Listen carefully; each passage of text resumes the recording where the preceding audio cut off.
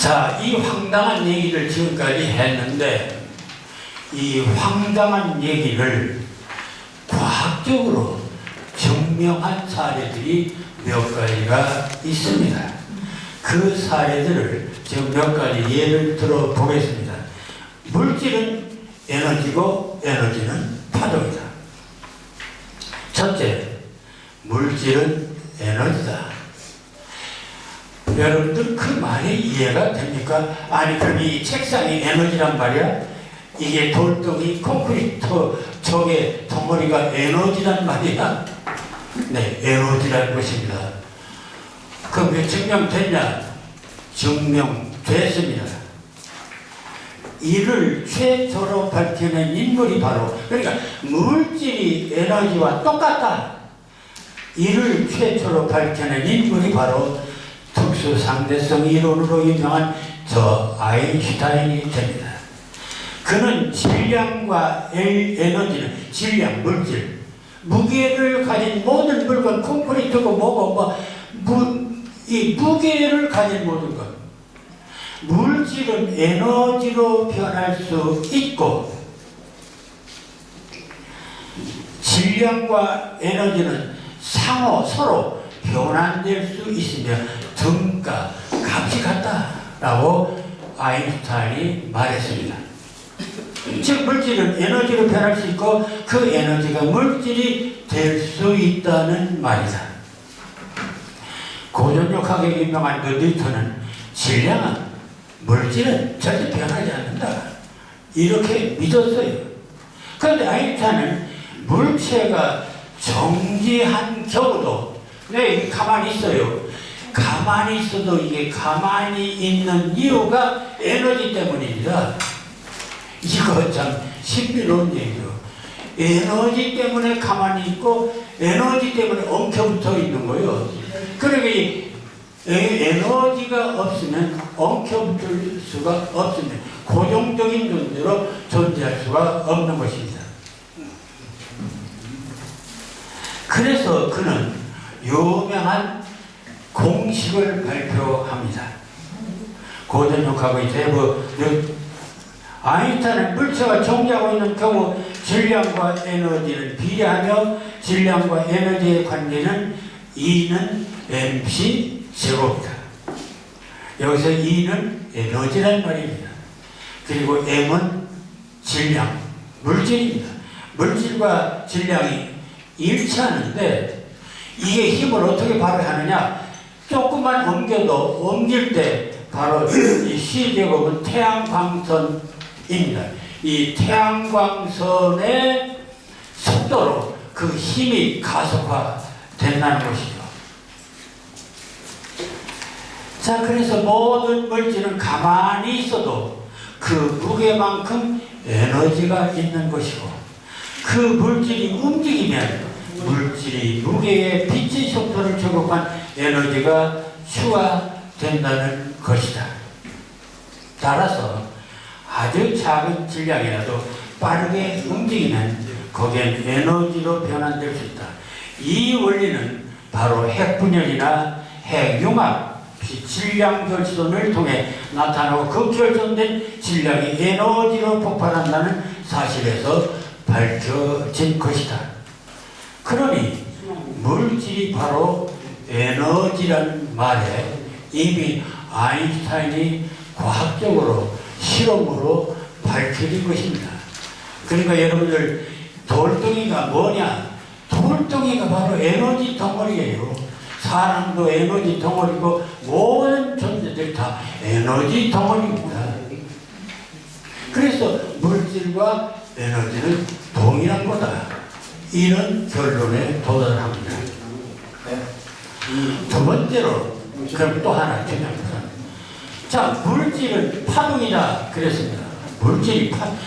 물질이라는 것이 움직인다는 거예요. 물질이 아니 지금 책상 움직입니까? 여러분들 콘크리트 바닥 움직입니까? 안 움직여요. 안 움직이는데 뭐가 움직인다는 얘기냐? 이게 정신 나간 소리 아니냐? 그런 것 아닙니까? 자, 근데 이 세상에 있는 모든 물질은 콘크리트고 돌덩이 태양이고 해와 달이고 별이고 간에 이 모든 만물은 다 움직이고 있어요. 움직이고 있어요. 파동치고 있어요. 근데 아무리 내 눈을 봐도 파동치는 걸 볼 수가 없습니다. 여러분 눈이 그렇게 밝습니까? 여러분 엑스레이 보입니까? 감마선이 보입니까? 여러분 눈이 대단한 것 같지만은 그거 기껏해야 일부만 보기 가시광선만 보이는 거예요. 그 이하는 보이지가 않아요. 그럼 보이지 않는 세계는 없다고 안 믿을 것입니까? 바로 이 보이지 않는 세계, 볼 수 없는 세계, 느낄 수 없는 세계는 우리는 없다고 생각합니다. 그 보이지 않는 세계도 믿을 수 있어야 됩니다. 하나님이 보이지 않는다? 보이지 않는다고 못 믿어요. 보이지 않는 세계를 믿는 것이 그게 믿음이고, 보이지 않는 세계가 오히려 보이는 세계보다도 이 우주의 95%를 차지하고 있다는 사실입니다.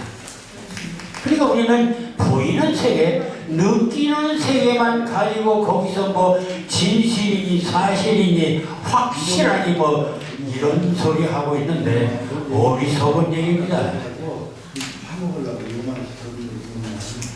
자, 물질은 어떤 것이고 다 파동치 움직입니다. 뉴턴은 빛을 입자, 막스 플랑크는 빛을 파동이라 했습니다. 여러분들 빛이 뭐냐 분석해보면 입자일 수도 있고 파동일 수도 있습니다. 아인슈타인은 금속이 빛을 쬐면 전자가 튀어나오는 이 광전자 효과를 통해서 입자임을 밝히고, 빛의 입자이면서 동시에 파동이라는 광량자수를 발표해서 노벨상까지 받았다. 여러분들 아인슈타인 하면 상대성 원리로 유명한 사람 이렇게 알고 있어요. 상대성 원리로 유명한 이론입니다. 그러나 상대성 원리로 노벨상을 받은 게 아닙니다. 이 사람이 노벨상을 받은 것은 빛은 파동이면 동시에 입자다, 이걸 밝혀내서 노벨상을 받은 사람입니다. 빛은 파동이면서 입자다. 빛은 알겠는데, 빛이 파동이고 입자라는 건 알겠는데, 그럼 물질도 파동이고 입자일 수 있느냐? 그것을 아인슈타인의 노벨상을 받는 것 보고서 힌트를 얻어가지고 드 브로이는 물질을 이루는 원자도 쪼개보면 모두 입자이니 물질도 파동일 것임을 예견하고 계속 실험하다가 1927년 네일슨과 톰슨의 실험에 의해서 파동성이 입증되면서 모든 물질은 파동으로 이루어졌다는 물질파 이론을 완성했다. 돌덩이고 지구고 산이고 들이고 인간이고 물이고 뭐고 간에 우주 만물은 다 떨리는 파동이라는 것을 연구에서 밝혀냈어요. 그리고 그들도 또 노벨상을 받게 됩니다. 그렇다면 두 가지입니다. 하나는 물질은 에너지다. 그것도 사실로 밝혀져서 노벨상을 받았습니다. 두 번째, 물질은 모두 파동이다. 그것도 과학적으로 증명돼서 노벨상을 받았습니다. 이것은 나의 주장이 아닙니다. 허황된 나의 주장이 아니라 이미 과학적으로 증명된 사실들입니다. 물질이 파동인 이유는 물질을 이루는 최소 단위는 원자는 서로 전하가 다른 원자핵과 전자가 서로 끌어당기기도 하고 반발하기 때문이며 이 진동의 에너지 분원입니다. 자, 그래서 그렇다면 다시 또 그렇다면 이 파동 역으로 물질이 파동이라면 파동이 다시 물질이 될 수 있는가? 이런 역으로도 생각할 수 있습니다. 파동이 물질이 될 수 있습니다. 아니 어떻게 떨림이 물질이 되느냐고요. 황당하죠. 아니 떨림이 어떻게 파동이 되냐 이거야. 물질이 파동이라 했는데 반대로 파동이 또 물질이 된다는 거야. 못 믿겠죠. 자, 그런데 이 진동이 모여 밀도가 커지면 파동은 또 물질로 바뀐다.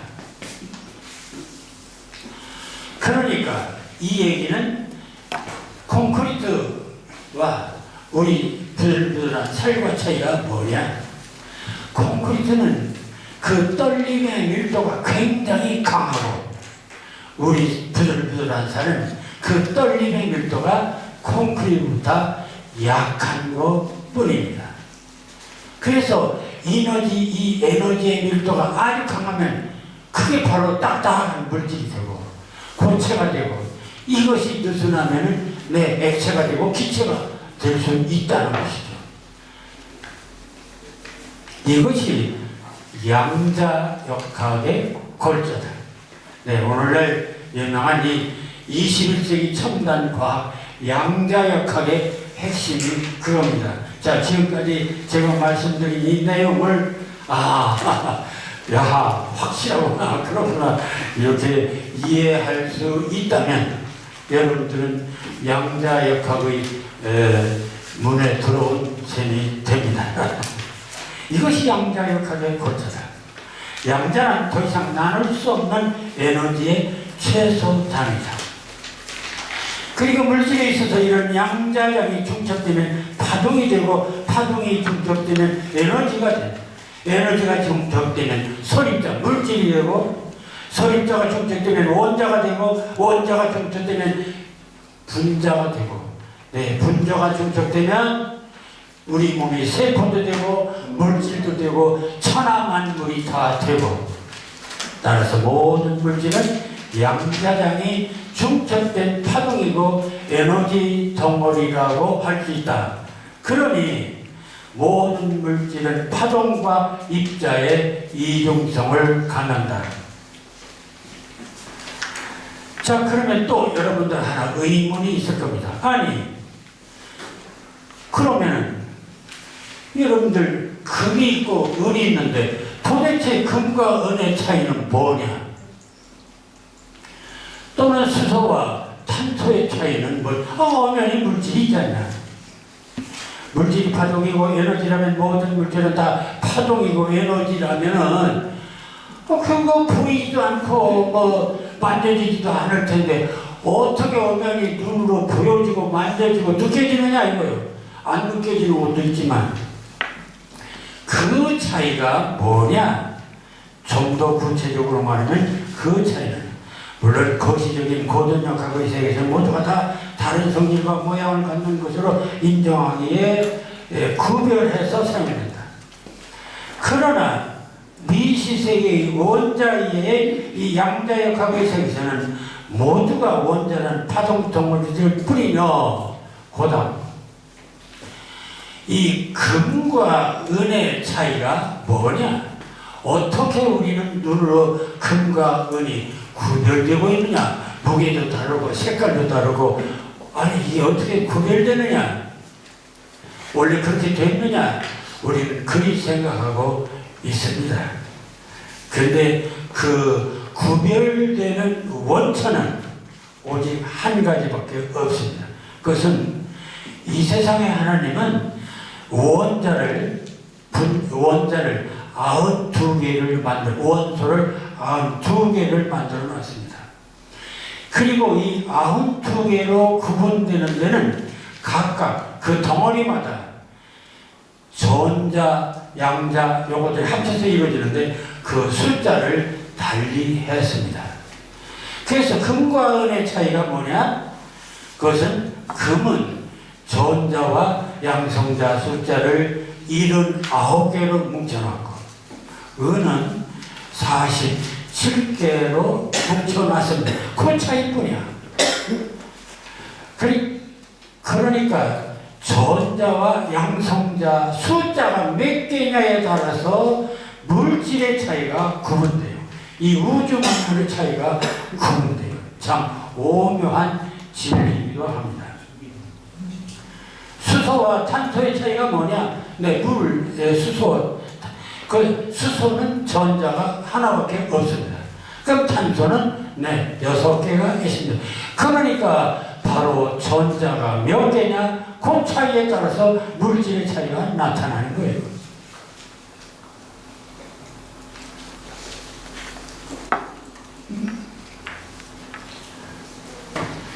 자, 그러니까 물질이 각각 다르게 보이는 원리는 그들을 구성하고 있는 전자와 양성자의 수와 양이 결정된다 한다는 말이 된다. 다만 파동이나 에너지의 밀도나 강도에 다름이 있을 뿐이다. 이것은 뭐와 같으냐면 이런 겁니다. 여러분들 지금 이 벽다개가 파랗게 보입니다. 네, 나뭇잎사귀가 파랗게 보입니다. 벽이 하얗게 보입니다. 그럼 나뭇잎사귀는 굉장히 파랗다 이렇게 보고 있죠. 그리고 이 벽은 하얗다. 그러니까 원래 저 벽은 하얄 거야. 나뭇잎사귀는 원래 파랄 거야. 이 생각하고 있죠. 그래서 이 세상 만물들이 빨갛고 파랗고 노랗고 하얗게 보이니까 원래 하나님이 파란색으로 만들었을 거야.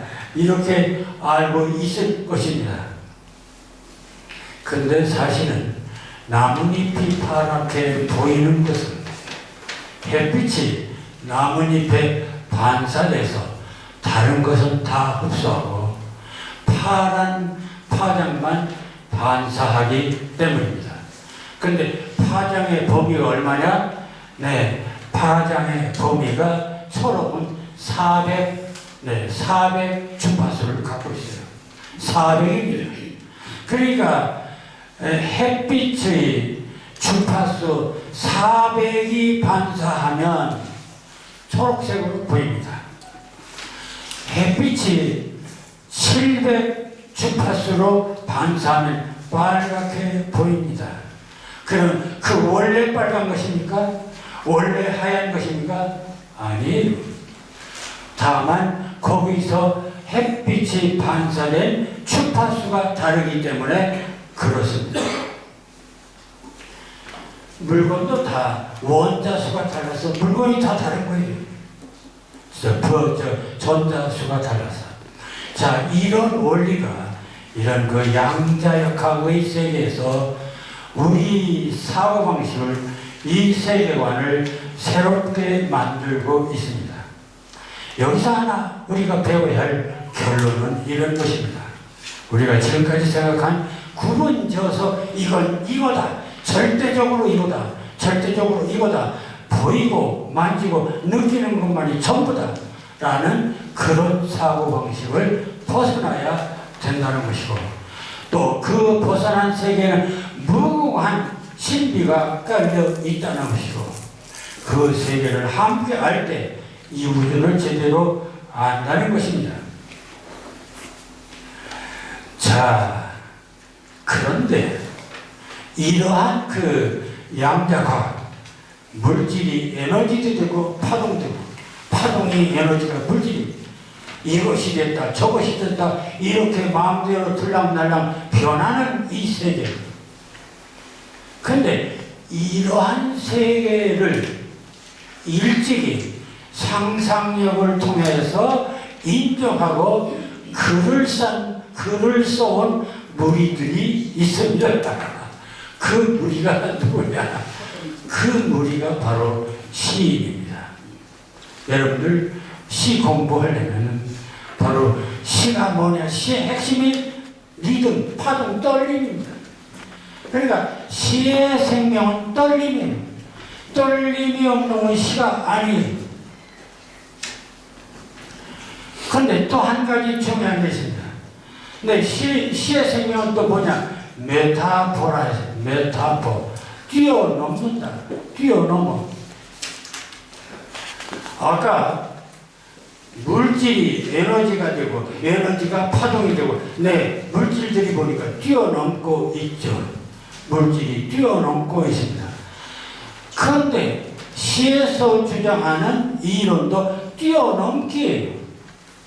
내 마음은 호수요. 아니 마음이 어떻게 호수로 뛰어넘을 수가 있어? 마음이 어떻게 호수가 돼? 아니 그럼 여러분들 물질이 어떻게 에너지가 돼? 아니 에너지가 어떻게 파동이 돼?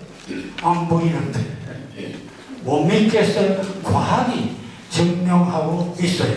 그렇다면 오늘날 말하는 시학 리듬과 메타포라고 하는 이 은유의 방식은 이미 벌써 이 뛰어넘기를 일찍이 실천해 오고 있었다. 이렇게 말할 수가 있겠죠. 내 마음은 호수요. 내 마음은 촛불이요. 그러면 옛날식으로 말하면 웃기네. 아니 호수가 무슨 촛불이 되고 촛불이 또 내 마음이 되고 안 돼요. 그러니까 과거의 과학적 사고로는 안 돼요. 상식으로는 안 돼요. 이건 비과학이야. 비현실이야. 그래서 우리는 지금까지 시인들 시의 세계를 우습게 봤어. 하나님을 믿는 것도 마찬가지야. 안 보이는데 믿어? 이거 비과학이야. 그거 참 웃기는 사람들이야. 네, 믿지 않았어. 보이지 않는 것을 믿는 걸 인정하지 않았습니다. 그런데 보이지 않는 세계, 무궁무진한 세계가 있고 그 세계를 오늘날 과학으로 증명하고 있다는 얘기입니다. 과학으로 증명되고 있어요. 그러니까 우리가 믿어야 하는 것은 바로 그 부분입니다. 과학으로도 증명, 그럼 종교도 과학으로 증명되나? 네, 증명될 수 있다고 보는 것이 양자과학의 신념입니다. 자, 막 이런 생각을 하면서 시라는 것은 일찍이 그런 그 양자과학적 그런 그 세계를 추구해 왔구나 하는 걸 생각하면서 다음 인용한 시를 한번 보겠습니다. 여기 서정주에 내가 돌이 되면이라는 시가 있습니다. 내가 돌이 되면. 내가 돌이 되면 돌은 연꽃이 되고 연꽃은 호수가 되고 내가 호수가 되면 호수는 연꽃이 되고 연꽃은 돌이 되고 황당하죠. 내가 인간입니다. 인간이 내가 돌이 되면 또 돌은 연꽃으로 바뀌어요. 또 연꽃은 호수가 돼요. 내가 호수가 되면 또 호수는 연꽃이 되고 또 연꽃이 돌이 되고 이렇게 순환을 하고 그러니까 너와 나의 차이가 없습니다. 내가 되고 내가 될 수 있는 세계 이게 과학적으로 있을 법한 얘기입니까? 상식적으로 지금까지 기존 과학적 사고로 있을 법한 얘기입니까? 안 되죠. 황당한 얘기입니다. 그러면 다시 물어봅시다. 오늘 양자과학이 물질이 에너지가 되고 에너지가 파동이 된다는데 그거 황당하지 않습니까? 네, 황당해요. 그런데 그게 과학적으로 증명이 되는 걸 어떻게 할 것인가? 여기서 우리는 모든 물질, 모든 만물은 서로 소통하고 서로 환원될 수 있다고 하는 이러한 세계를 다시 한번 생각해야 됩니다. 그런데 그동안은 막 이런 시가 나올 때, 야, 이건 막 상상이야, 메타포야. 그리고 또, 이건 불교에서 말하는 윤회야. 윤회는 막 개가 사람 되고 사람이 또 개가 되고 이거 윤회 사상이야. 근데 지금까지는 그런 이론으로 설명해 왔습니다. 인용된 서정주의 내가 돌이 되면은 자연과 인간 모든 만물이 서로 경계를 넘나드는 문화일체의 세계다. 너와 나의 구별이 없음을 노래하고 있습니다. 과학적 사고로는 다 구별돼. 너는 너고 나는 나죠. 그러나 이 시는 이 세상 만물이 서로 소통하고 너와 나가 다 하나로 얽혀 있음을 인정하는 것입니다. 근데 이 얽혀 있음을 인정하는 것이 21세기 첨단 과학이라는 얘기입니다. 그래서 우리는 이 시를 보면서 요거 읽고 끝나겠습니다. 나와 돌, 연꽃과 호수는 서로 끊임없이 변하면서도 연결된 상태를 나타낸다. 고전역학으로 보면 당연히 비과학적이죠. 그래서 이를 비과학적으로 여긴 불교의 윤회사상을 보아 모든 존재가 서로 연결되어 끊임없이 변하는 윤회와 무상의 원리로 담고 있다고 해요. 그러나 양자과학의 이치로 보면 만물은 파동과 입자의 중첩성, 모든 물질은 파동으로 연결성을 갖는다는 양자의심을 충실히 드러낸 매우 과학적인 표현이시다.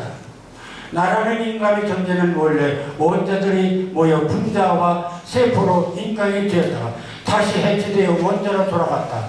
그중 원자들이 돌 분자로 다시 뭉쳤다. 해체되어 원자가 되었다. 또 호수로 뭉쳤다. 해체되었다. 연꽃이 되었다. 다시 돌이 될 수 있는 것이 양자의 세계다. 여기 현대과학과 시의 만남이 있고 초월적인 시도, 과학적 정당성이 있으며 예상초시는 이런 양자 과학적이었음을 알게 되는 것이다.